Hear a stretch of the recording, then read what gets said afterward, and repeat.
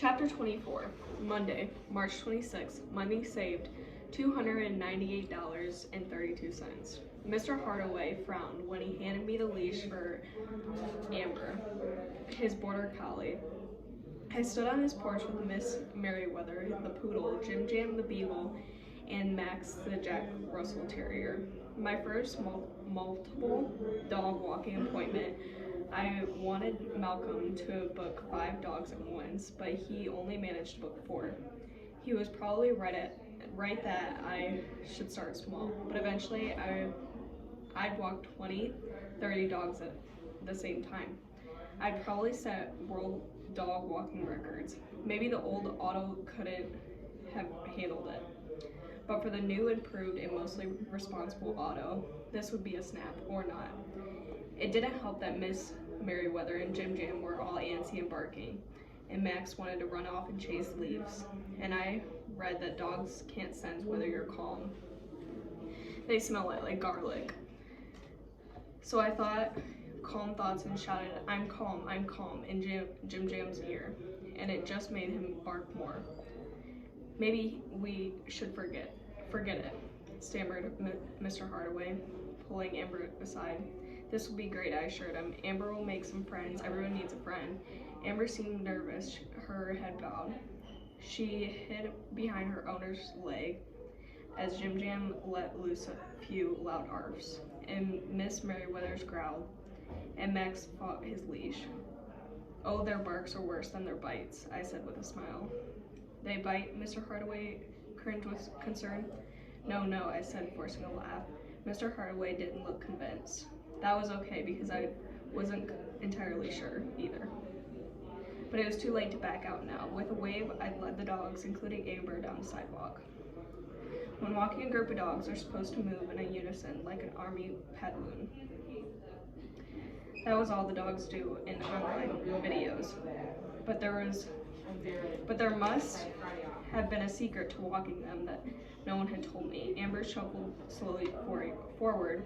Jim Jam quickly rushed forward while barking at things. Max wanted to go somewhere other than the direction we walked. Miss Merriweather just wanted to poke the other 3 with her nose, mostly in their butts. They kept crisscrossing each other with the leashes, got all wrapped together. I'd have to stop every few feet to untangle them. Stop doing that, Jim Jam, I pleaded as he tried to jump on a jogger passing on the right.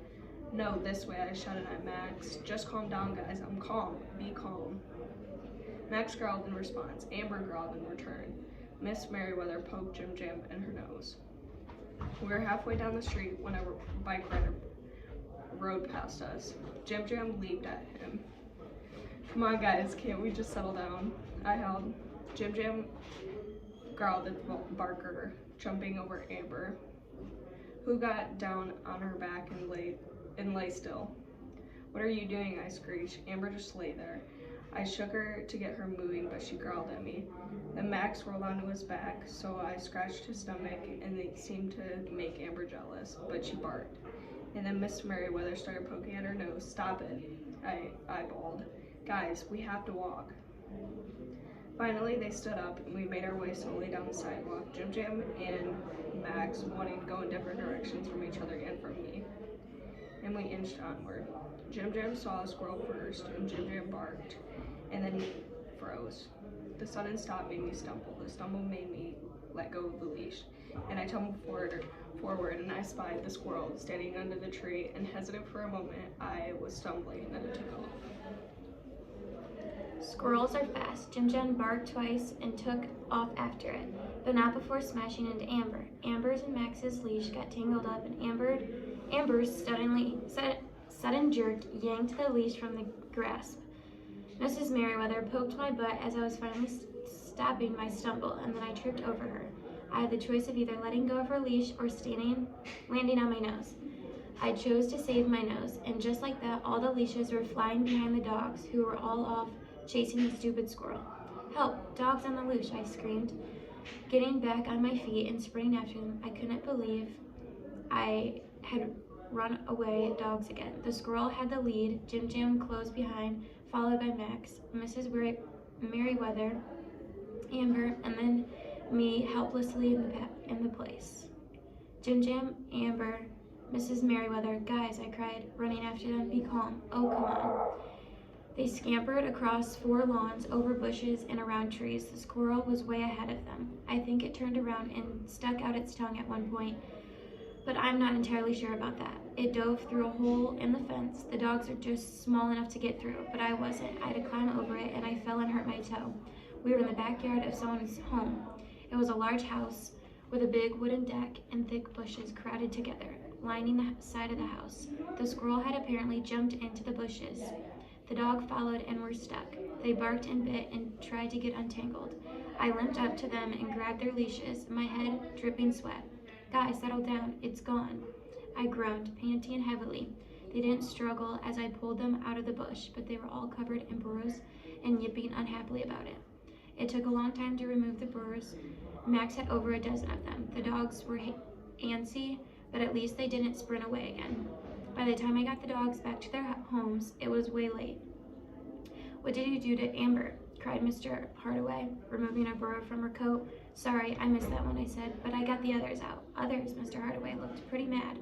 Amber looked pretty dishevelingly. Her coat was all ruffled and dirt was caked on her nose. I couldn't look Mr. Hardaway in the eye. He kneeled next to his dog, scratching behind her ear. That's okay, Amber. You're home now, he soothed. As for you, he pointed his finger at me, I no longer need your service. You would not call Otto. He didn't even pay me. The other dog owners weren't pleased either. I guess I missed a bunch of burrows, and in all fairness, it really hurt to get them out when they were walking 4 dogs. Maybe Malcolm was right. Multi-dog walking tasking was a big idea. You know what's funny about get-rich-quick schemes? They never seem to work out. I guess that's why there's aren't that many people who get rich quick. Despite the dog walking incident, I arrived at soccer practice on time that night, thanks to Malcolm's scheduling skills. He had blocked out a big chunk of time and written in thick black marker soccer practice. Coach should have been happy to see me, given me a slap on the back, and told me he was delighted I could make it despite my hectic schedule. But Coach Drago wasn't that nice, slapping on the back type. He was a growly, never happy, only liked to say bad things to me type. Otto, pay attention, he yelled. Otto, what are you doing? He screamed. Otto, run. Otto, kick. Otto, block. Otto, Otto, Otto. I didn't think he mentioned anyone else's name the entire practice, but it's not easy playing soccer when your sister is getting rich making signs. You're really far from earning $500. You're way behind in schoolwork. You have $20 that's not really yours in the shoebox, and your soccer coach keeps blowing whistles in your ear.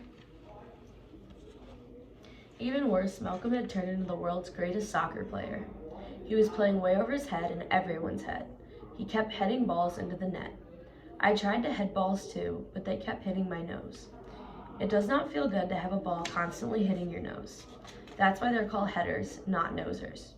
It became obvious that Malcolm would be starting our first game of the season instead of me. During goal kicking practice, he nailed every shot. I missed half. In dribbling drills, he went around the cones flawlessly. I kept running into them. In juggling practice, he was a whirlwind of ball motion, and mine kept bouncing randomly away. And then we played a scrimmage. Malcolm played with the starters, and I played with the second string. If only I hadn't taught him so many tricks before the season began. I'm not sure what I'm worse at, soccer or math, I complained to Malcolm as we took a water break. I took a big gulp of water from my water bottle. I can't wait until this month is over. You know what Coach Drago always says? Otto, you're terrible. Otto, pass the ball to Malcolm. Otto, sit down. There were so many things he said that I couldn't just pick one. Other than that, Malcolm laughed, he says to leave everything you have on the sidelines. If you play, play to win. And if you lose, at least know you gave it your all. Have you given your pet challenge your all? I think so, I said. That's all you can do. But that wasn't good enough. There are no awards for trying hard, no dogs in your house for giving it your best. Do I have a chance of earning $500, I asked, thinking of my shoebox filled with not nearly enough money. Malcolm shrugged. Unlikely, but you never know, and I do have an idea. Is it better than your last idea? I wish you had insisted I walked 4 dogs at once. What? Said Malcolm, spitting out the water from his water bottle. I told you not to walk more than 1 dog. You didn't listen. That's not how I remember it, I grumbled. Do you want to hear my idea? Said Malcolm. I sighed and then nodded. So my mom subscribes me to magazines, right? I could start a dog magazine, I shouted. Brilliant. Malcolm shook his head. No, it's not. You cannot start a dog magazine. That's a horrible idea. But my mom pays for a magazine in advance, right? Last night she sent out a check for next year of magazines. Why don't you offer dog walking subscriptions, like a package? Pay now, dog walk later. We can do that. I was intrigued. Why not? Say charge $50 for a pack of 10 dog walks. Normally that would be $60, so it's a great deal for them. And you get your money now when you need it. I knew it would pay off to have a mathlete champion helping me. You're a genius. I could have hugged Malcolm right there and then, if it wouldn't have been really weird. And I've been thinking, Malcolm said after taking a swig from his water bottle, you don't have to pay me anymore. I want you to win. My eyes must have bugged out. Really? Are you sure you don't want half of the money? 25% is not half, but yes. I'll work for free from here on out, or at least until you get a dog. You're the best friend ever. I know, it's about time you recognize my extreme wonderfulness. It's hard to notice under your extreme ugliness. Cod liver oil spleen, vomiting rumptious worker, gorilla batting eel hugger, cockroach infested motel room, rusted tweezer lover. We were smiling the entire time. Water break's over, let's get going, yelled Coach Drago, clapping his hands. I couldn't get the grin off my face the rest of practice, even after I tripped over an orange cone during our next soccer drill.